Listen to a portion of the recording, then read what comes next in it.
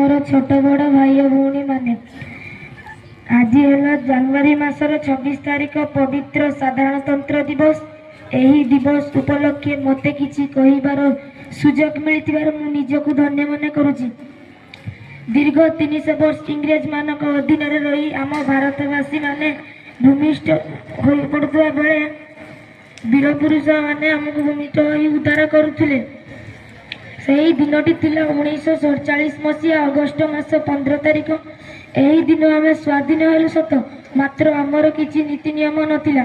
एथिपाई doctor Bhimrao Ambedkar दीर्घ 2 वर्ष 11 मास धरी आम संविधान प्रणयनर दायित्व तुलाइथिले।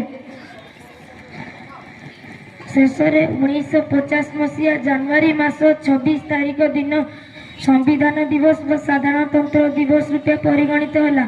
उक्त दिन को आम भारतवासी माने जातीय दिवस रूपे पालन करथिले।